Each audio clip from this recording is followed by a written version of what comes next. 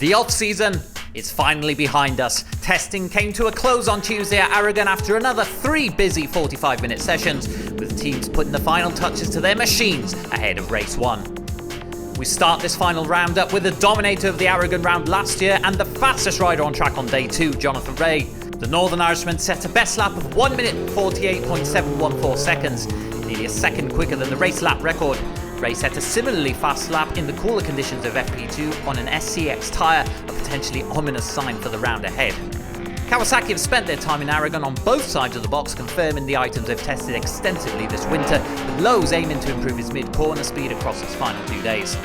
Lucas Mayas on a Pacetti Kawasaki was one of many riders with a testing plan geared near exclusively towards the upcoming Aragon round, with the Frenchman finishing day 2 in 18th. Fellow Kawasaki independent riders Oliver Koenig and Loris Cresson also put in the miles over both days, with both riders aiming to start their season in a point-scoring position. Moving over to the Triple Crown champions from 2021, who will face their biggest challenge yet in 2022.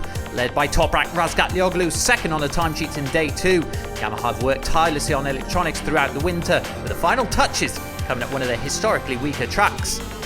Judging by the timesheets across both days, it's a promising upgrade for both himself and teammate Andrea Locatelli, 6th on Tuesday. Garrett Gulloff has also impressed with the 2022 Yamaha R1, despite enduring, in his own words, an off day on Monday. 4th on the combined timesheets across both days, not too shabby for a bad day at the office. Kota Nazani, meanwhile, who tested the new SCQ tyre on Monday, finished Tuesday in 16th. Christophe Ponson and Roberto Tamburini completed a sextet of Yamahas on track in Aragon, their biggest number of R1s on the permanent grid in quite some time. Alongside Rea and Razgat Lioglu, Alvaro Bautista has been the other usual suspect near the top of the timesheets this pre-season. Day 2 at Aragon was no different, as he remained 3rd overall, with teammate Michael Ruber-Rinaldi finishing just behind in 7th after once again testing their new swing arm in Aragon. Ducati enter their 4th season with a V4R, and judging from results throughout the off-season, a title haul will be the only acceptable outcome back in Bologna. 3 extremely promising riders lead their charge in the independent riders scene, with Philip Ertel in particular showing promise in 10th for Go 11. Axel Bassani and Luca Bernardi, 2 of the 3 youngest riders on the grid, also come into 2022 with high expectations. It's been a slightly tougher start to proceedings within BMW, with Michael van der Mark's injury leaving the team without their most experienced rider on the M1000RR for round 1. Scott Redding leaves the Aragon test with mixed results on the timesheets and 2 crashes on Tuesday at turns 1 and 5. Olilia Mikalczyk continued to gain experience on the bike ahead of his imminent WorldSBK debut.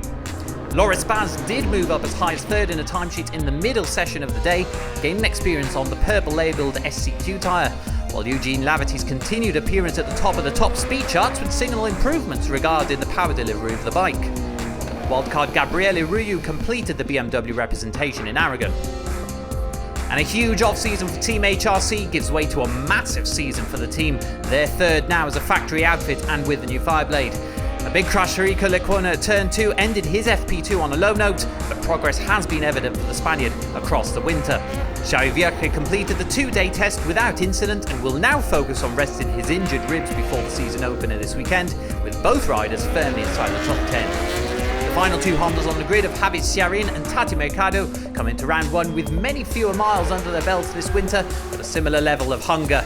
A hunger shared across one of the most talented grids in WorldSBK history. 2022 is now ready to go.